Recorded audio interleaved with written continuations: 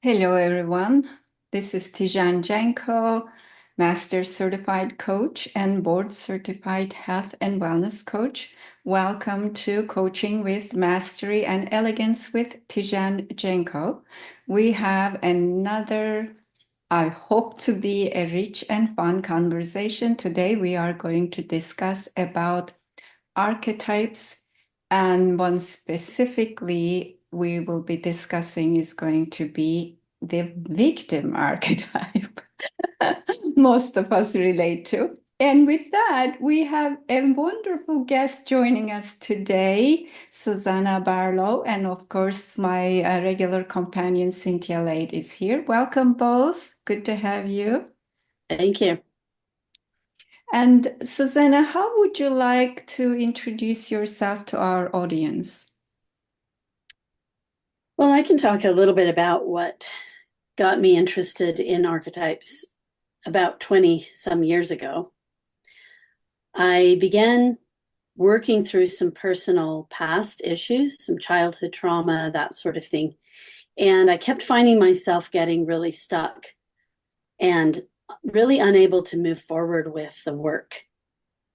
And what was getting me stuck, I believe, in hindsight, was in part this victim archetype, that I was trapped in the negative pattern of the victim. And I began having dreams. And in these dreams, I was being shown the way forward in just nighttime dreams. I didn't realize this until much later, but they were very upsetting. The dreams were, I was left for days thinking about them, wondering about them, trying to process them. They were these really big dreams.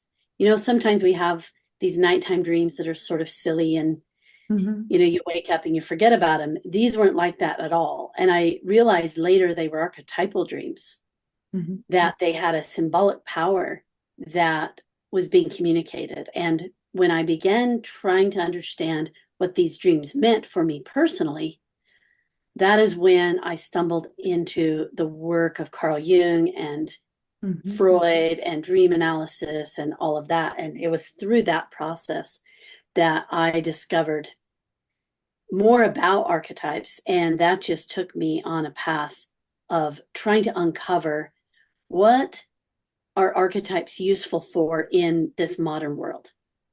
Because so much of it feels obscure or outdated or inaccessible, maybe just relegated to the realms of psychology, but not really available to the ordinary average person who doesn't have that background. And so I wanted to bring that quality of application and simplify it in some ways, because that's what I ended up doing that helped me begin to work with my archetypes in a way that was very practical, very down to earth, and very useful, life-changing, transformational.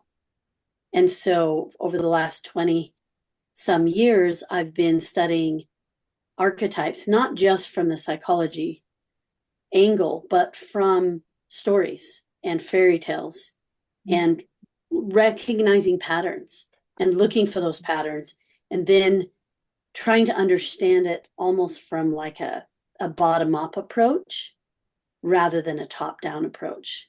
Like, what does it look like in human beings? Can I recognize archetypes in these movie characters when I'm watching this TV show? Who's behaving in what way? And then once I see those patterns, being able to identify the archetypes that are correlated. And then seeing them in family members and making all of these connections has just been a wild ride.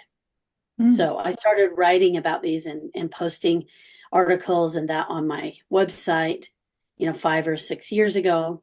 And, I'm in the process of creating something that's more product focused, and, hopefully at some point have like a deck of cards or a way to give people a tangible product. So what a lovely way to introduce yourself, Susanna. Thank you. And in this podcast, we just go right into the core, and here you are, another guest going into the subconscious way and subconscious speaking, soul speaking through the dreams into the Jungian approach. And here we are. So that's lovely. Thank you for that. And so then, Cynthia, why don't you get us started in addition to this beautiful opening of Susanna? My goodness, wow, how wonderful. You've already got me thinking a million miles an hour. Like, oh wow. I, we want to talk about this. So welcome everybody. I'm Cynthia Late, helping Tijen with her podcast, and I'm also a PCC coach with my own coaching practice. So why don't we just jump right in? And I'm going to send the first question over to you, Susanna. What are archetypes, and why are they important in understanding human behavior?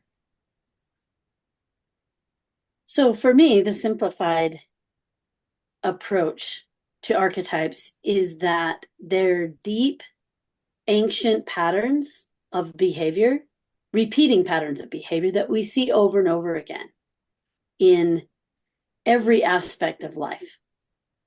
And when I started recognizing these patterns, I realized that there's patterns in symbols. It isn't just human behavior, that a symbol itself has an archetypal quality to it because it's recognizable beyond just what it represents. There's a deeper story, because archetypes are about stories. Like, archetypes are the characters of the stories that make up the human condition. Mm-hmm. And so for me, it's just the repeating patterns that we see over and over and over that become recognizable when you see them. And we often create stereotypes around these patterns. And we see the pattern and we're like, oh, I recognize that. And then we label it. But the archetype itself is deep and has much nuance to it. And it is very ancient in its expression, almost to the point to where you might call them instinctual behavioral patterns. We're often very unaware when we're in an archetypal pattern, or when that archetype possesses us, if you want to think of it that way. Lovely. Actually, now Susanna shifting into Carol and Mace's language that I'm familiar. So thank you for that. I believe the first one in the history mentioned the archetypes were Plato. And then the Carl Jung went into further studying all that. So the archetypes, the way that Plato introduced, was the containers or a particular formation that forms the human cognition and functioning, such as beauty. When we hear beauty, we have a cognition about it.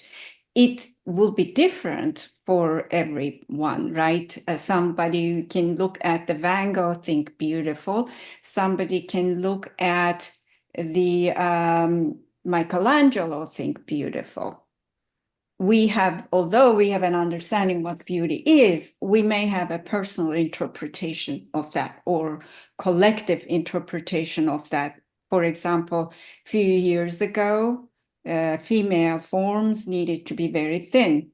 And lately, the curves is more beautiful, considered more beautiful. Or for some people, it's the artificial enhancement of the parts considered beautiful. So there is also morphing and shifting the concepts around the archetypes. And then they're not necessarily forming the human behavior, but there is this unconscious or subconscious recognition of cultural norms and conformity to that, then giving us a model, cultural model, what respect is, right? If you go to Asia, touching somebody's feet is a respect. If you go to US, that's not going to happen. So the respect then also shows in a particular repetitive, as Susanna was talking about, the conformity or non-conformity. So there is that also learned behavior aspect. But then also Susanna mentioned that us work and when we think about these containers of subconscious or unconscious, they are also alive. Culture is a live concept. Then our response to that can be challenging or freeing. It depends on what we do with it, how we dance with the archetype. So hopefully this was helpful for our audience. Understand what the archetypes are. What do you think about that, Cynthia?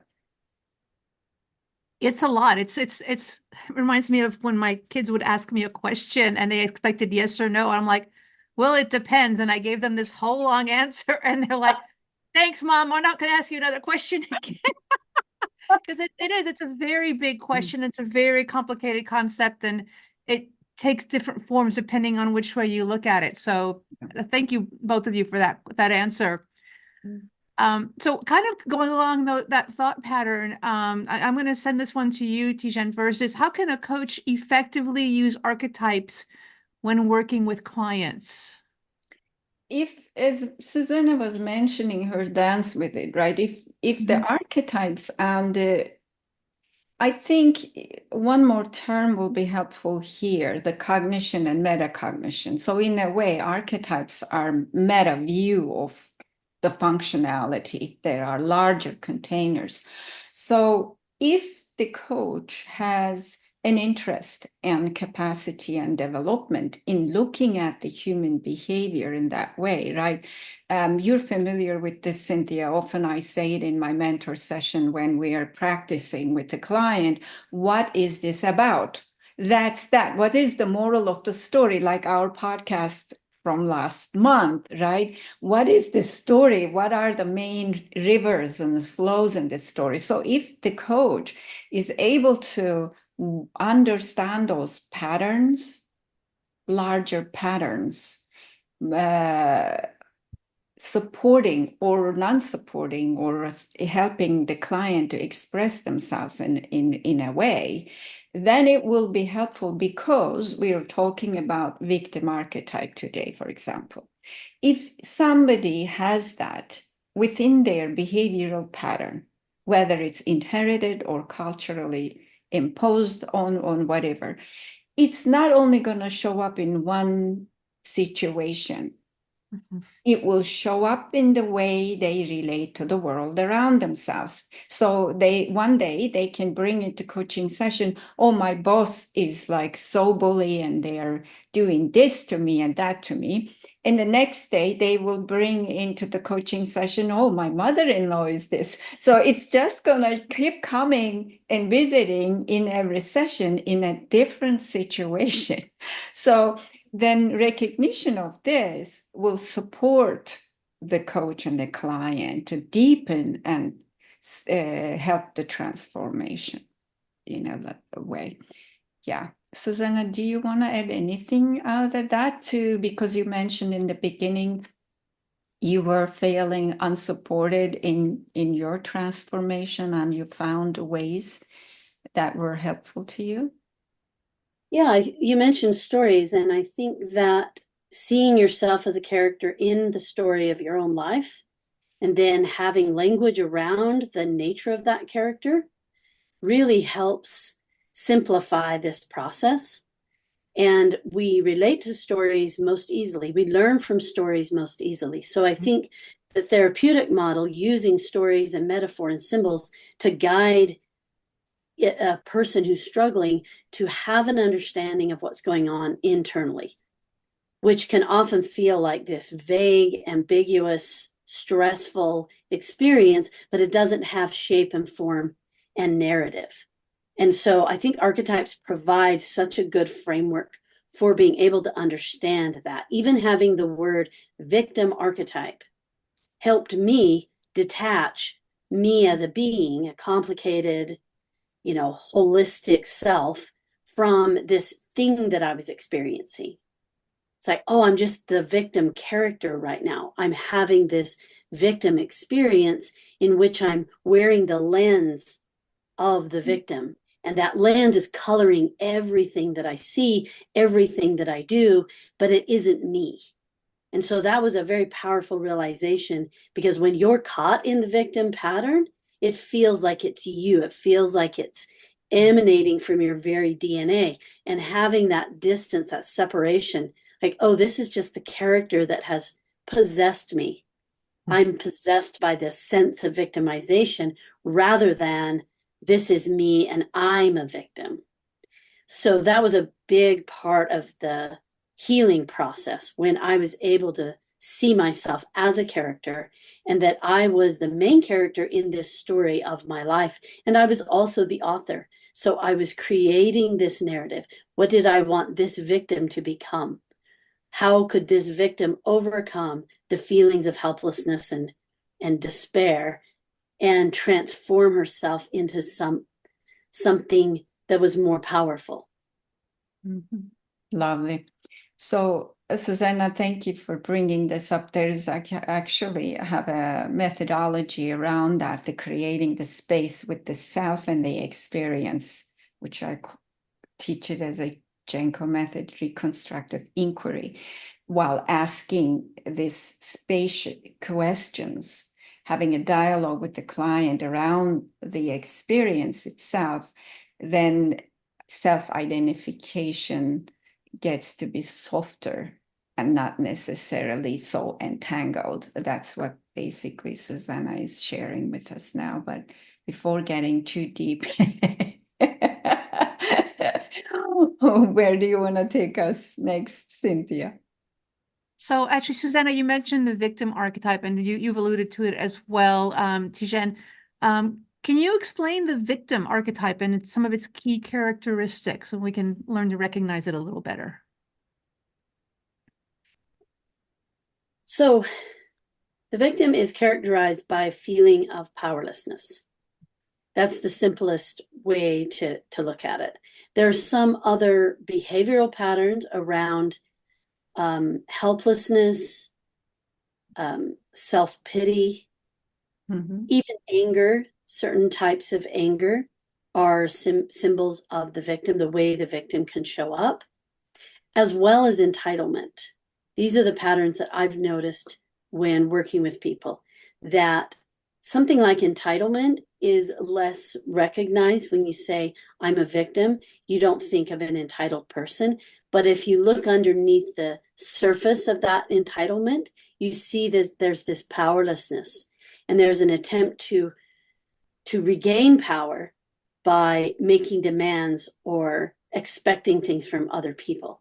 But the feeling of powerlessness is what makes the victim archetype what it is. It's the foundation of that pattern, is that powerless feeling. I can't. I'm unable to make a change. Other people are preventing me from getting what I want or need. And then there's this shifting of responsibility. So if the victim is powerless, they also don't feel a connection to personal responsibility. They don't feel a connection to being able to create change or do anything in their life. And so their world gets shrunk and it becomes smaller and smaller. And then they get caught in what I think of often as like a whirlpool, where they're just sort of going around in circles. And it takes a lot of energy to kind of pull out of that whirlpool because it wants to keep you in that cycle.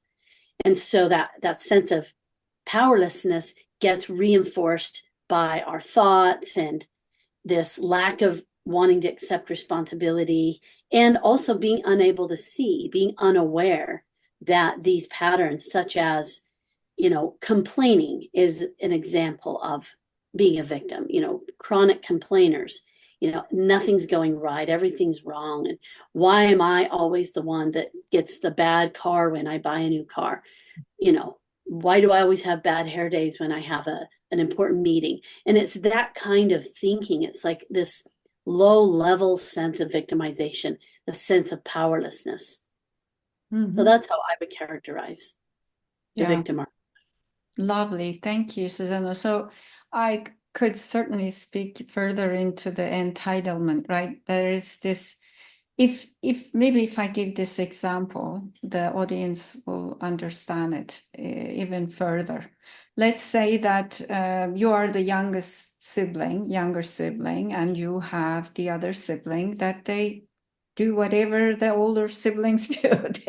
They bother you and they push you into things, and you have busy parents or caretakers, and they can only pay attention to you when you are bothered by the older siblings. Then what are you learning as a youngster? You're learning that if you complain, you get attention. If you complain or you are bothered and hurt by somebody else, that you will be rewarded by some level of love. So then it becomes a part of the strategy, and that's the entitlement. Then you, every time you see yourself, oh, now I'm being victimized, I need to be rewarded one way or another. So there is this expectation of a medal, like, here you go. This is what you did, and this is what we're going to give you. And that's sort of unconscious strategy. So that's I think Susanna covered a big part of the expression of the victim archetype. She also mentioned, Susanna mentioned about some form of anger. I think passive aggressiveness could also be part of that. Yeah. Such great examples. Yeah, we can all relate to the siblings, whether we were the sibling who was being taken advantage of, or we were the sibling who was taking advantage of the other sibling. I think we can all identify. And Susanna, your metaphor of the whirlpool when you're in the victim mode is such a great metaphor, because you're kind of being swept along with this thinking. And then, of course, when you start looking for it, oh, and this went wrong, and this went wrong, and then you just keep circling the drain with there's no way out. It's really challenging when I've been there and I'm like, oh my God, why would I think that? So let's talk a little bit more about the light and shadow attributes of the victim archetype. We talked about some of the shadow attributes, but are there any light attributes? Mm-hmm.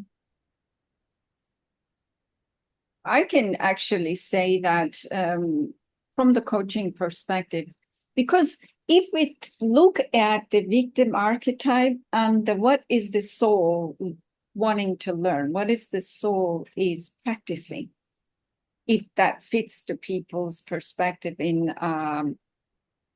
the purpose of life, right, as a learning environment, then it becomes often is that we're learning to manage and relate to self-power.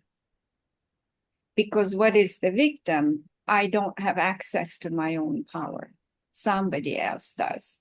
They take my power and keep it in their backpack. So I have to keep bagging around to get a power.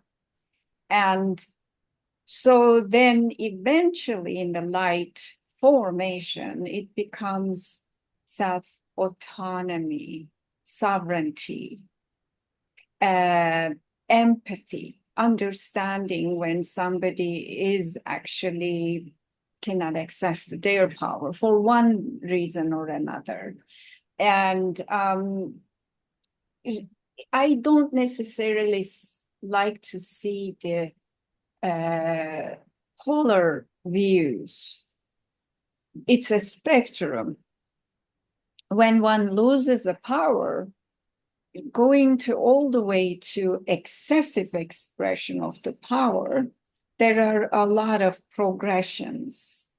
So I don't want to say that the victory is the light form of the power, but appropriate use of the power to relate and to form relationships, I think, is a beautiful way of independence, autonomy, and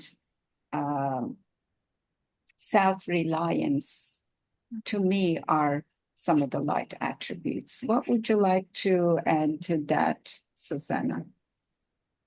Yeah, well, I like a lot of what you're saying here, and lines up with things that I've discovered. And you know what I feel like the major lesson of the victim archetype is empathy. I think if you look at what that experience of powerlessness feels like, and the first time you really register this in your life, you know, when you're a young child and something bad happens to you, and I can speak personally to this, that you do not internalize it as a form of victimization.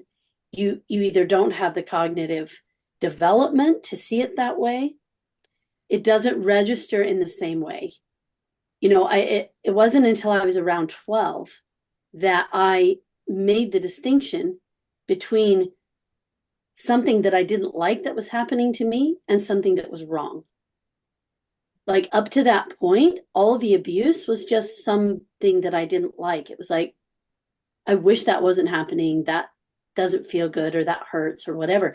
It didn't develop into this concept of that was wrong. Somebody shouldn't be treating me that way. And it was at that moment of development that the victim archetype became animated. And I think it does really awaken in adolescence. I think that when we hit those pre-adolescent 11, 10, 11, 12, then the victim archetype animates. And I think it has something to do with the way that we develop as children and how we process the world around us. But I also think that it's during that period that we first encounter empathy. How do I put myself in another person's shoes? What does it feel like to be that other person? And so in a way, we need to experience victimization to then be able to have empathy for others.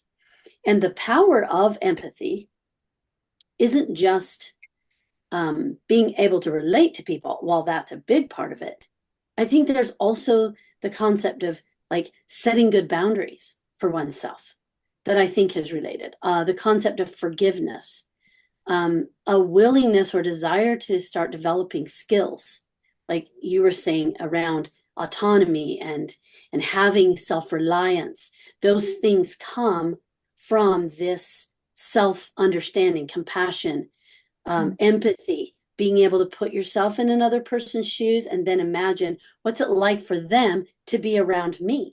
If I'm walking around as a victim and I'm, low and depressed and sad and complaining all the time, I recognize that I was victimizing the people around me by bringing this low energy. And so the victim was victimizing others.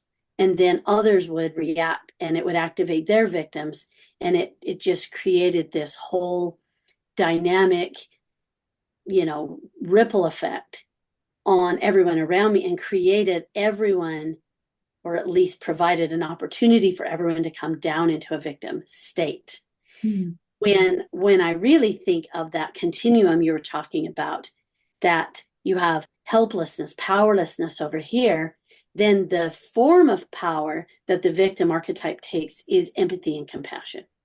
So at the highest level of power for the victim is actually compassion, forgiveness, and empathy.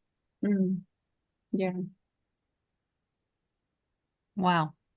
That's amazing.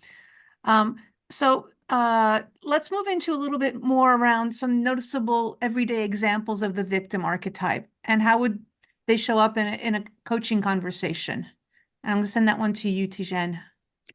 Yeah, they're going to come as we've been talking about, and Susanna brought forward, and I mentioned as well, the complaining. Oh, this is happening to me. And so there is not taking personal responsibility. And this is where Susanna just mentioned that invitation of others to either put you in a victim position or commiserate with you, right? That even in this American English language, commiseration, what is that? It's like, let's be victims together so we can get a medal.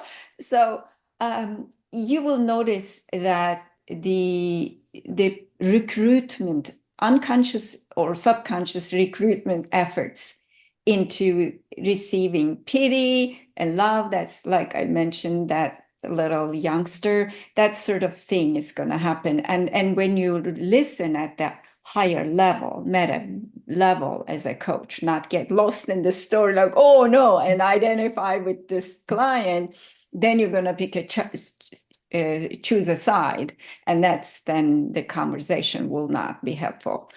And so when the coach can actually manage to not to identify. This is where I say is, you know, Cynthia, do your work, because if you also identify with the victim archetype, there is no way you're gonna have an empathy for the other party, so you can't be objective in the session. So it's going to show up in a similar scenarios, but a different story.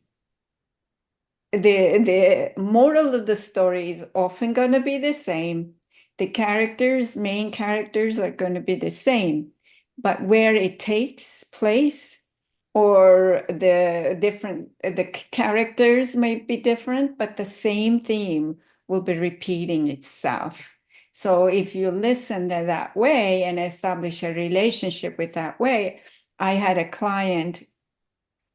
We started this in the very first session. We discussed and recognized it was a boundary issue. But the first context was that they wanted to create their work on their art, and their partner wanted to go on a different social events. And this person was complaining that they couldn't say no. And there is the other aspect, right? The people pleasing hangouts with the victim. So so then they say yes, and they go, oh, I can't, poor me, I can't do my art. And we recognized there was a boundary and not necessarily owning what they wanted to do. And then the next session, it was about Christmas time, and they didn't want to eat Christmas cookies at work. And they had felt like they want to say yes and eat the cookie, and they couldn't. So it's going to be the same thing. If you listen, it sounds like a very different thing, right? The story is the art, and the next one is the Christmas and the work story, but it is the same situation. How helpful was that, Cynthia? That was very helpful. And those are really great examples of kind of starting to see the patterns. Yes. Yeah. Yes. So then as a coach, I would say, how is this different than what we talked about last session? And they were like, I didn't see that. Okay. So then what are you going to do? And how are you going to recognize? So eventually we're basically loosening up, like putting a very dirty cooking pan soaking in the water. Eventually all the mess is going to come out, and then you can actually clean up the pot so that they become more empathetic, empowered, as Susanna and I were talking about. Yeah. Wonderful. Susanna, is there anything you wanted to add to that? Yeah, in my work, I've noticed that there are, and Tijen mentioned this, there are 4 types of archetypal patterns within the victim that show up. And each one has its own like unique expression and even their own language. So I've labeled them myself. These are my terms for it, but you have the helpless victim. The helpless victim uses language like I can't. And I notice this sometimes when I'm talking to people and I'll hear them say the word I can't over and over and over again. And this might be over time. It might be a friend or relative. And I'll notice my ear will pick up this I can't. I'm like, that's the helpless victim. And the helpless victim tends more toward complaining. So when I recognize this person is stuck in this pattern, the weak and complaining mode, which is the helpless victim, then they need to learn how to speak up and develop assertiveness. So, and then you also have the self-pitying victim. Now, the self-pitying victim isn't going to say things like, I can't.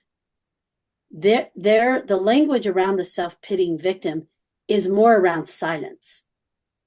They're withdrawn, they retreat, they are defeated about life. You know, nothing matters. They have kind of more of this general heaviness, and you can't get them to feel excited or feel good about what's going on in their life. And so their behavior, it's less about how they speak and more just this kind of heavy, like nothing good is happening in the world and nothing good ever happens to me. It's more of that kind of language. And then you have this entitled victim, and the language around entitled victim is things like, I deserve, and, I can't believe that happened to me. so-and-so said this. Can you believe what they said to me? It's this language of expectation and demanding. And so when I hear that, coupled with the underlying powerlessness, then I know I'm dealing with the entitled victim. And the entitled victim really just is craving respect. But the respect that they're craving is self-respect. They're behaving in a way that they don't actually respect in themselves. And so they think if they project out and try to demand respect from others, that that's going to get them self-respect, but it won't. Whereas the self-pitying victim, what they're really needing is that compassion that I was talking about earlier. That self-compassion, like what's going on? What do you need right now? And being able to relate to themselves in a loving and compassionate way. And that will usually help lift them out of that pattern. And then the final one is what I call the perpetrator victim. The perpetrator victim, which sounds like an oxymoron, it is actually the angry, resentful victim. And they lash out at people and then they justify their bad behavior, their angry behavior, because that other person was hurting me or that other person isn't treating me right. And so they justify their anger and their resentment. So sometimes it comes out in a almost bullying way. But it comes from a feeling of powerlessness, and anger can act as a proxy for a sense of power. Like if I'm angry, if I blow up at this person, they'll think I'm powerful. Maybe I'll think I'm powerful, but it actually is a lack of boundaries. We often just get angry and lash out when we don't have secure boundaries. And so that anger is get away, stop coming into my space. This is how I control my environment. But if you had real power, then you wouldn't need to lash out. And so that you have the angry kind of perpetrator victim that behaves in these very bullying patterns. You have the entitled victim, which is like almost narcissistic. I don't like to use that term because I think it gets way, way, way overused and misunderstood. But self-centered maybe is a better way to put it. And then this self-pitying victim that's withdrawn and defeated, and then the helpless victim that's just like innocent and I just can't, like I don't know what to do, and helplessness. So I've noticed that most people that are in the victim pattern, even personality types will identify more with one of those four than the others. Like there's a way that we lean. So it might be like, I'm more of the self-pitying type of victim. When my victim gets activated, I tend to withdraw and feel defeated. Another person is like, oh yeah, I don't do that. I notice that I feel really weak and helpless and I want other people to do things for me, and so on and so forth. And so understanding how the victim shows up for you personally, what is my tendency? What happens when my victim gets triggered by an experience or an event can be a helpful way to recognize the individual patterns that will then show up in relationship to feeling powerless. Wow, that was fascinating. The four different kinds of victims. That was real and great examples. And I can think of all of them in my life. Like, Tijen, anything else you want to add to that? Yeah, and there is also recruitment, right? Because if, let's say, going back to this little youngster example I've given earlier, if then they, at that age, right, ego hasn't formed, as Susanna was talking about, adolescent, right? We start to form and understand. At early ages, we say, oh, okay, being disturbed, feeling pain equals love. Then what is the psyche going to do? You unconsciously start to regenerate those to receive safety, love, whatever that may be. So then we recruit others to keep us in the same story. So then what may happen eventually, then the perpetrator victim may find the pity victim to have a relationship with, right? They start dating and they start finding the bosses and this, that, the other thing. So one keep confirming. I think one aspect of the victimization we did talk about is the behavior is the self-sabotage. And that's what it is. The person is trying to get themselves out of that dynamic, but keep recruiting similar people. That's the trauma behavior. We recruited so that we can break through. But when we cannot break through, we just keep finding things to keep us in the conformity of that particular dynamic. Yeah. No, that's fascinating. And so we talked a little bit about adolescence. Both you referred to adolescence, and I'd love to hear a little bit more about the connection between the victim archetype and adolescence. Susanna, do you want to start? Yes, I actually noticed this when I was working on like trying to separate these archetypes into 4 parts and looking at the different behaviors. The images that kept coming up for me as I was doing this work was high school. And I thought, wow, these archetypes are like all of the high school movies and books you've ever watched or read, all have these victim characters. You know, the schoolyard bully, you know, there's one victim, you know, the person being bullied, the helpless victim. And I just noticed that there was some correlation between the development of adolescence and the development of the victim. It gets animated or awakened around, or, you know, early adolescence or a bit before. And then the period of that time in a person's life is like the refinement of that power. How do I access that power? How do I learn to relate to other people? And it is, how does this ego that is now active and being developed, how can it show up in a way that is healthy, that develops confidence, but also understands and relates to other people? You're now moving into adulthood. You're not just in an environment where an adult is taking care of you. You're now transitioning into adulthood yourself, where you're going to need to take on a job. You're going to need to interact with bosses or, you know, subordinates and other people. And the development of the victim and all of its attending patterns, going from shadow to light, from powerlessness to their form of power, is absolutely essential to healthy adulthood. And so for me, that is the journey of the teenager, is the journey of the victim, and the victim discovering their own empowerment and their own ability to relate to others in a way that is healthy. I think you see all the dating that happens in high school. Of course, that's going to happen because there's this subconscious drive to understand and relate to others. And it's now showing up in romantic ways. It's showing up in friendships. It's showing up in teacher-student dynamics. Like, you have the whole perfect environment for the victim to develop and grow, and in some cases for people to remain stuck.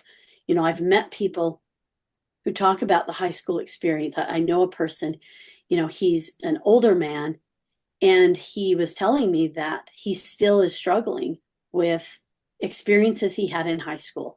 And it seems that people go back to high school like, oh, they were the worst years or they were the best years.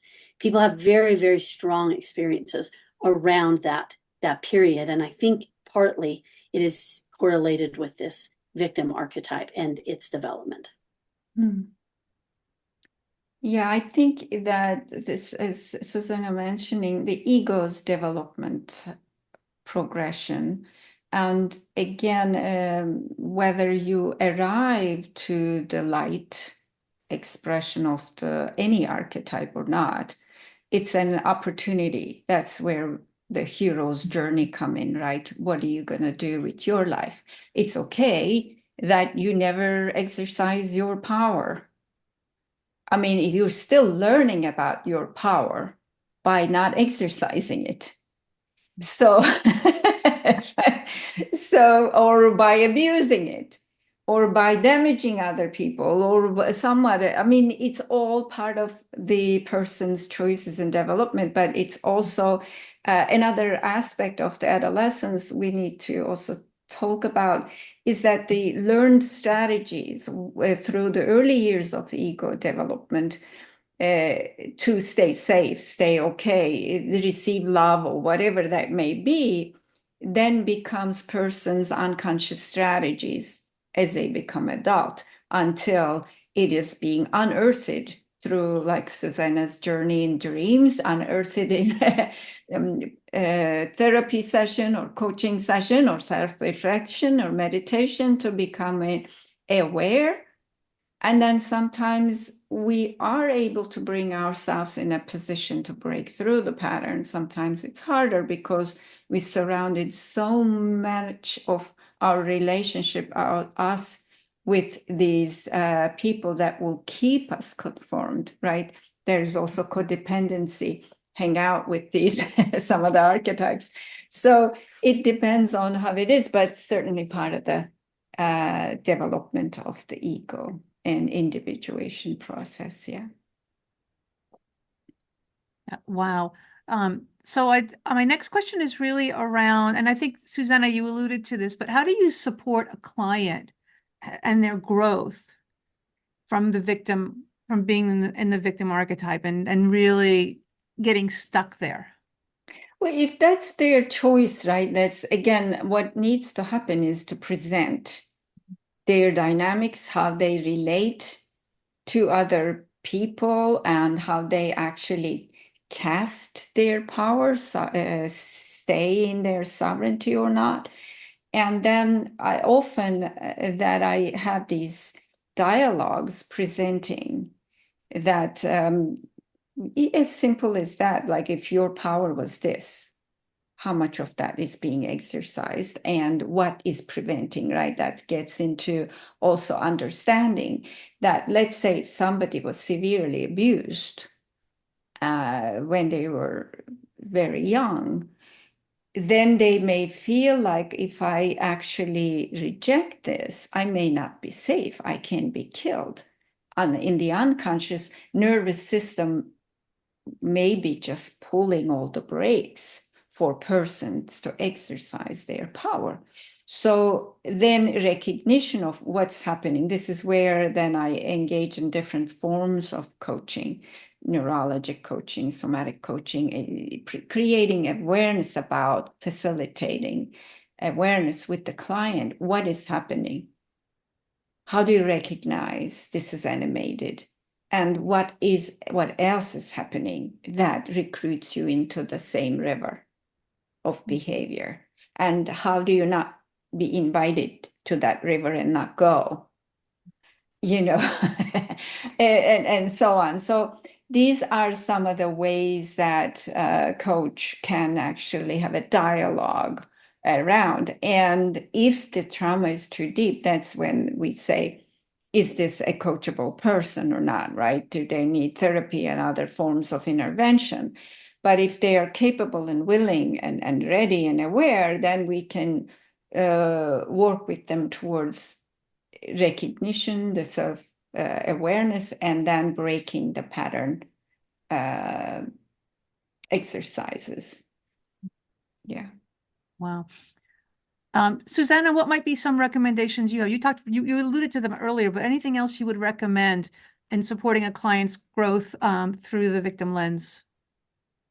Well, I think that the things that I've done that I found most helpful, and Tijen mentioned this also as well, is bringing the awareness, because the victim is unaware of that pattern. I mean, all archetypes that are operating in the shadow are unconscious and unaware. That's what makes them shadow behaviors. And so helping them become aware of this feeling of victimization, first of all. For some people, it's hard to own this powerlessness. It's hard to say, I feel powerless. You know, it itself is a powerless statement. But as soon as you name it, I'm feeling powerless, you're now in a position to do something about that. So leveling up the awareness, and pointing out, as Tijen mentioned in one of her examples, of do you notice how the pattern is the same here, whether it's the Christmas party cookies or this work situation that you're dealing with, that just making them aware, just offering the perspective of an outside person that can say, I notice that you use the word I can't a lot. And they're usually surprised by this. Oh, I do?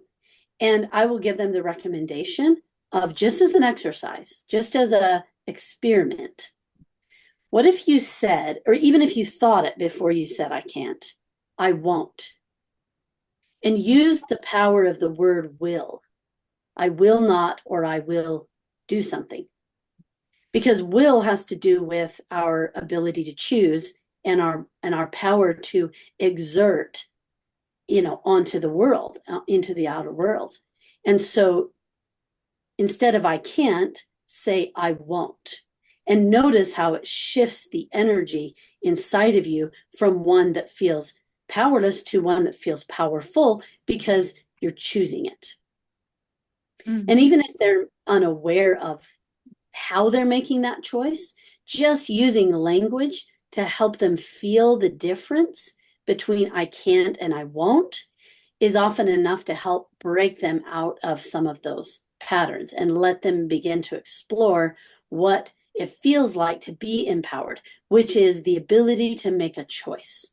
I mean, that's really, to sum it up, power is the ability to make a choice.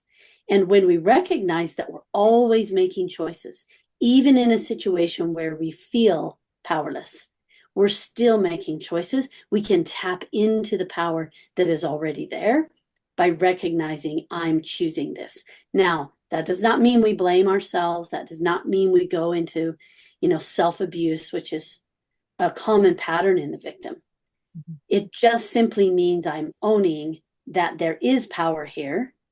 I'm not going to ignore it. I'm going to shine a light on the power that I do have, however limited it may be.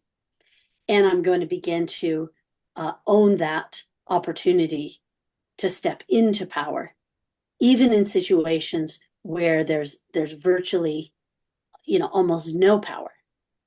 I'm reminded of the work of Viktor Frankl mm-hmm. here. And, he talks about the power to choose your thoughts or the way that you're responding to a situation, because every other form of power and choice was taken away from, these individuals who were, horribly treated.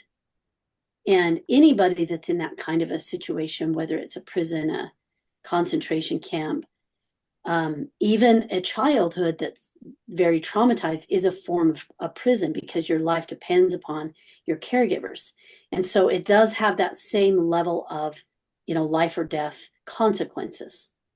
And so I think recognizing that we always have choice in some way, we can begin to work with the victim archetype. We recognize we're always making choices. And once we realize that, we can decide, what choices do I want to make here? And often those choices will lead us to a sense of self-compassion, self-understanding, self-awareness. And I think that that's, the method that I probably use the most in helping people, is to just get that awareness, the levels of awareness up for them, by providing them with like a mirror in which they can see themselves. And that happens a lot in coaching. And I think that's one of the key parts of coaching, is helping people recognize what's going on inside. We all have blind spots. And so we often need another person, whether it's a coach, a therapist, or anyone, to just say, oh, hey, I see something that you don't see. And accept that we can't see everything about ourselves all the time. And so we need other people to reflect back to us the parts of us that we can't see and that we're unaware of. Mm-hmm. Yeah, I like to use the example with my clients of a pickle jar, and they are inside the pickle jar. They can't see their label. So I'm, as a coach, I can say, you have a great label, but you got some gaps here, but I can see your label and here's what I see. And they're like, really? So it's wonderful to have some of those conversations. And the language was really interesting, changing from I can't to I won't. That sounds like a really powerful tool. Tijen, anything you want to add to that? Yeah, I mean, you may remember, Cynthia, that I often say to my clients or students when they say, I try, and I will ask, are you going to try or choose? And I talk about free will, how free will not being free, because it is a subject of the unconscious learned behaviors. So how do we free the will? So, and there are also like I will and I won't, as Susanna was saying. So it's really becoming conscious of the language. Even if you say, I'm choosing not to speak up at this moment because I don't feel safe, is different than I can't speak up because that's an exercising the self-sovereignty. Yeah. Yeah. Wonderful. So I'm going to go to our final question on our list, and it says it's asking what transformation occurs as the victim archetype begins to express its light attributes. We've kind of alluded to this in a couple of times, but I'd love to go a little bit deeper on this idea. Tijen, do you want to start us off?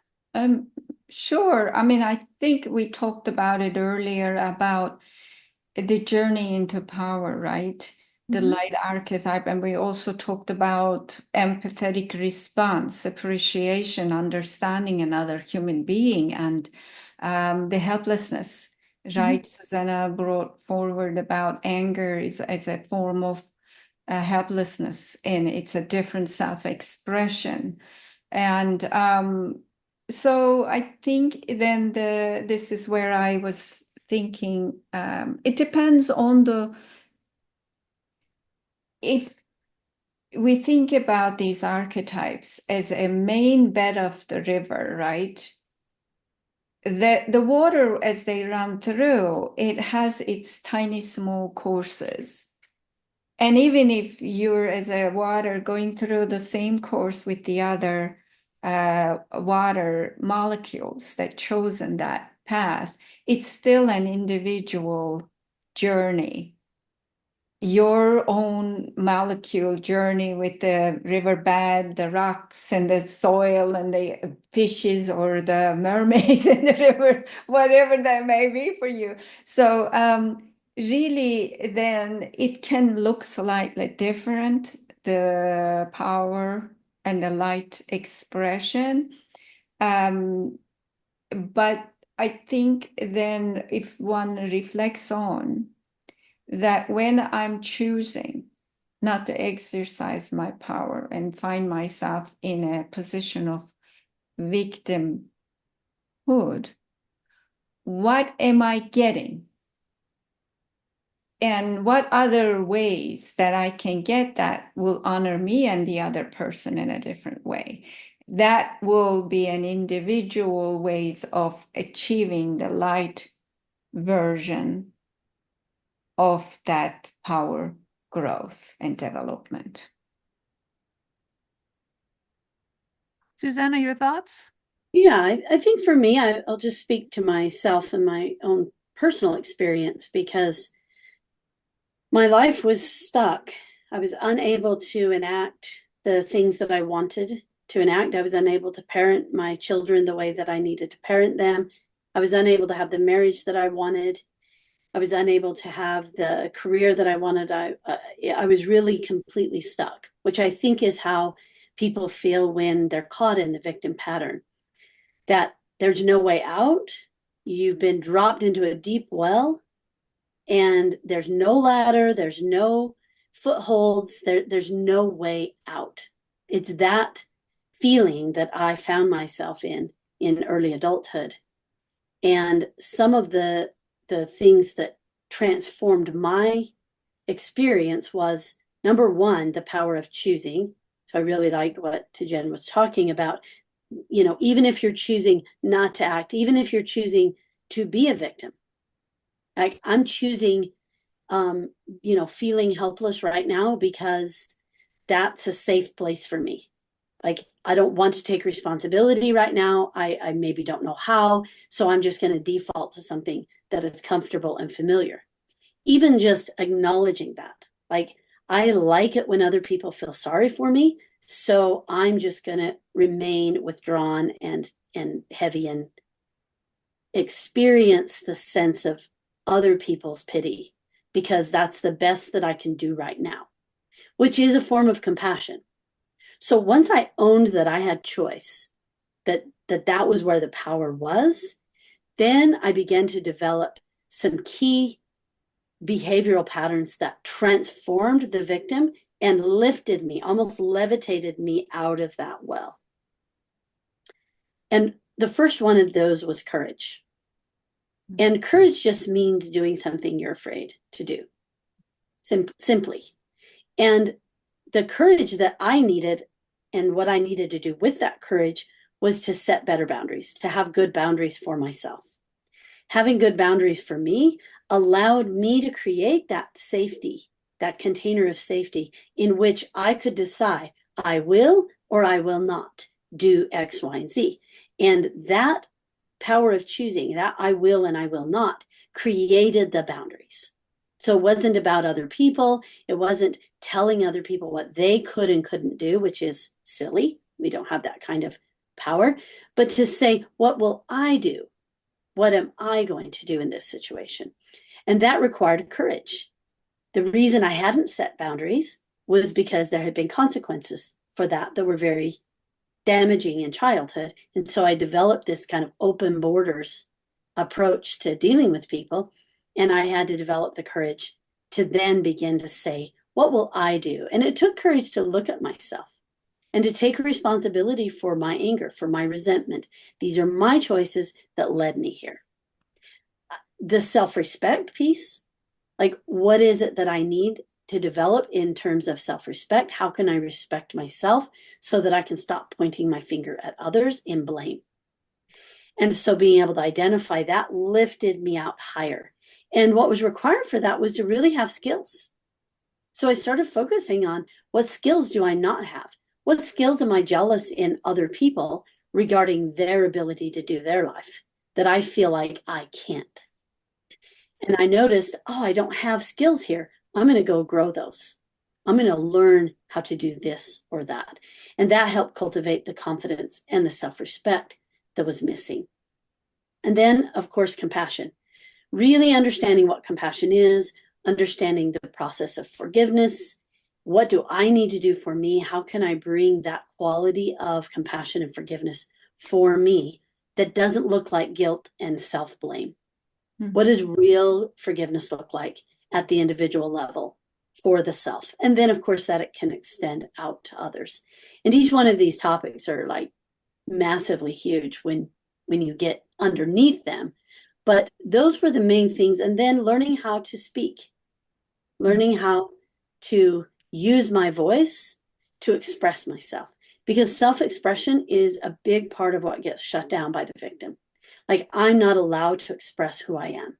And so really learning how to express who I am. And I don't mean speaking up like telling people that they offended me, but speaking up like being silly is a form of speaking up. Like, I would repress a part of me that wanted to be playful and silly. Mm-hmm. And it took a lot of courage to open up and let people see this sort of quirky, goofy side of me. But it was part of the freeing of the victim. Freeing me from that victim was true self-expression, letting myself be seen by others without judgment. Beautiful. Susanna also bringing forward another weave into this lovely conversation, the authenticity of the self, right? That's what happens when we lose power. Then the self is not okay to be expressed out. So that's lovely, right? In the light form, then the one actually gets to be who they are. Yeah, beautiful. Mm-hmm. And as you were talking, I was very much struck by this question around this victim, and you talked about this earlier, Tijen, is it's not on or off. It's almost like this multifaceted, because I know for me, if I look back on there are areas where I will never be a victim and I'm always in my power, but there are other areas where I fall into victim. So it's not even I'm always a victim or I'm not a victim. It may happen differently in different parts of your life. What are It your is, thoughts on that? yeah, and I think we haven't talked about it. Maybe we need another few other episodes in this. But I mentioned earlier that certain archetypes are often, it's safe to say, always hang out together. Victim and a rescuer. Because what is happening? The people identify a lot with the victim archetype, often step into rescuing everyone else around them, and the martyr feel the martyr because what they are trying to rescue is themselves. And since they cannot rescue themselves, they're going to help this person, that person, another person, and feel exhausted and like I'm the one always doing everything for everybody. And so so that's why you're saying, Cynthia, it's not another thing. You're empowered because you want to take charge and the control so you don't feel victimized. It's not a different thing. It's part of the same meal and just make up differently. Yeah, yeah. Susanna, any thoughts? Yeah, I mean, I think what she's, pointing out is that you can't really separate the archetypes, even though we talk about them independent of each other, that the influence that they have, the interplay that you experience with the different archetypes will always be present. And different personality types, like you were mentioning before, I've noticed there's some combinations of archetypes in personalities that struggle more with victimization, but they're also going to end up being people who are more empathetic and compassionate and often self-expressive artists and writers and like that. And so they're dealing with more of the patterns, whereas you have someone who's got strong like leadership archetypes, then the victim is going to be a much quieter, more marginal experience for them, because I don't think they have the archetypal makeup. That combination of archetypes is going to be different. If you have a martyr archetype, then the victim archetype is just like two magnets are going to come right together and play off of each other's shadow behaviors. So it really is, I think, for me, understanding the components that make up me. Am I prone to that martyr behavior? And if I am, how does that show up as a victim? How do they come in and interact with each other? But if I don't have that pattern, if that's not, where my tendencies are, then what are my tendencies and how does that relate to the victim? Yeah. Yeah, this is such a rich conversation. And like you said, Tijen, we could go on for hours. So I'm just going to ask a final question is there anything else you would like to say, or what else would you like to share about archetypes before we close? And I'll start with you, Susanna. Well, I think the most interesting thing, and it kind of goes back to what I was saying earlier, is the power of story. And if you can recognize yourself as a character in a story, sometimes I will even name the archetypes. If you have a name for your victim, it can sometimes allow you to detach from it enough that you can begin to observe that archetype in a way that allows you to do what you were mentioning, Cynthia, about looking at the label. If you can detach enough from an archetype, because archetypes, we aren't archetypes. We're only influenced in playing out the archetype. So you can pull back and look at your archetypes from a distance and get tremendous insight and perspective by doing that. And then once you feel that archetype active in you again, you maintain that awareness of more of this 360-degree view of this pattern of behavior. And then naming them and having fun with them and thinking of them inside of a story takes the work of self-development to a level of playfulness and openness that I have never found any other approach to coaching to therapy, anything has the power of story and can capture our attention and our imagination in the way that stories can. And so I think there's a lot there for people to discover. Even people who are just working on themselves, just notice the kinds of movies that you love. Notice the characters in those movies, the books. Discover your own narrative. What's the story of your life? Your life is going to be the story that most matches the one that you are enamored with in the arts. Look at the artwork you hang up in your home. Look at the things that you're drawn to. Look at where you like to vacation. What kinds of landscapes capture your imagination? All of these things are information about the archetypes that make up your story, your unique story. And so I think that's what makes archetypes such a powerful tool and why I'm still working with them after all these years. What a great way to look at it. And we talked about this earlier about, and I'm still thinking about it, is if when you go to a movie, which characters are you drawn to? And that's really kind of connecting you with your archetype. It's such a great way to start looking for your archetypes. Yeah. Tijen, what are your thoughts? Absolutely. I mean, looking at all the examples Susanna gave, metaphoric language identification with the certain stories, people also give you like, she's such a queen, she's such a mermaid, she's such a this. Oh, okay. That's what it is. And the coaching language more is looking into neuro-linguistic patterns, right? Shifting the patterns is helpful, I think, from the coaching perspective. And it is, as Susanna saying, that archetypal coaching is helpful when I do full-blown, not necessarily in a session showing up who is here today, but also looking in the overall archetypal schema of a human being. It's a fun coaching modality that I do. And so that you can see how they are actually sometimes certain places in life, they shift the roles. Like you may have victim is running the show all the way to up to your 20s. And then all of a sudden you see the artist shows up and the victim plays in a secondary role. And that's a very different dynamic than who's running the show. And so it is a fun thing to do if people are interested, but there are some resources that certain documents you can look into. Plato's work may be heavy for some people. Carl Jung's work may be heavy for some people. Robert O'Hara does it in his way. Carolyn Mays has a whole free resource on her website. So people can look in to see what they can identify and what it is that they want to do in their journey, as mentioned before. Yeah. Learning is a learning. Some is more fun than the others.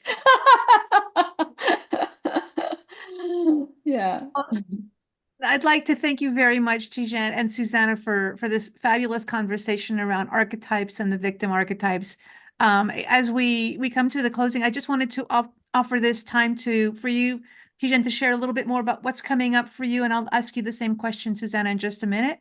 Do you have anything you want to share about upcoming events? Absolutely, yes. The next group mentor coaching sessions are going to be in November because of my schedule, and they are open for registrations, and they will be the last one for this year. If coaches are interested getting a fun learning environment and while they're catching up with their CEs or group mentoring hours, that's available. They can still sign up for the Asclepion Healing Temple Journey.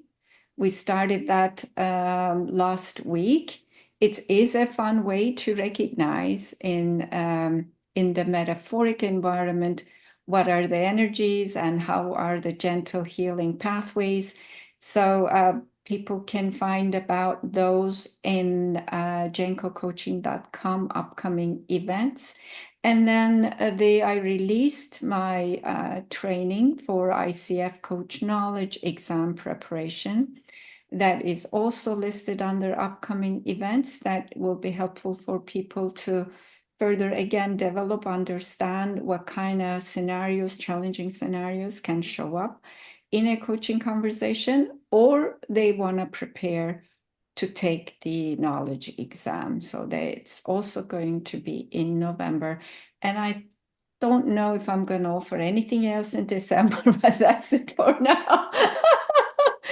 Yes, absolutely. Thanks so much, Tijen. Susanna, how can people find you and what events do you have coming up, if any? Well, I mostly just have my website as a resource, which is susannabarlow.com. I post articles and some of my material. It's been a while since I've posted new material because I'm working on creating a workbook, a kind of journal style workbook around archetypes and the development of our journey going from childhood all the way to elderhood, and using this idea of archetypes to create a workbook for individuals who want to do kind of self-coaching or self-therapy, to give them some tools around archetypes that they can get invested in. And so you can find my work at susannabarlow.com, and that's my latest project. Beautiful. Yeah. Oh, I can't wait to get your workbook when it becomes available. It's really interesting work.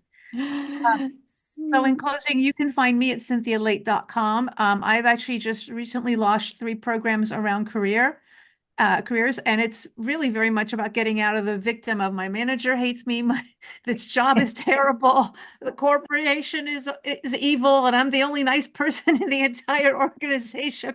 Get you out of that thinking and taking control of, moving into a more powerful and empowered way of looking at your career. So with that being said, I just want to thank you both for being part of this delightful conversation. And Tijen, anything else you want to add? Yes, well, thank you, Cynthia, for having us facilitating this conversation for us. Thank you, Susanna, for being here. And everyone, if you missed it in the beginning, this is Coaching with Mastery and Elegance with Tijen Genco podcast, an original podcast from gencocoaching.com. And if you liked what you heard, consider liking us, following us, giving us a feedback. And we're available pretty much all of the platforms that of your choice. And we like to interact with you through your feedback and comments as well. Take care, everybody. Thank you for being with us today.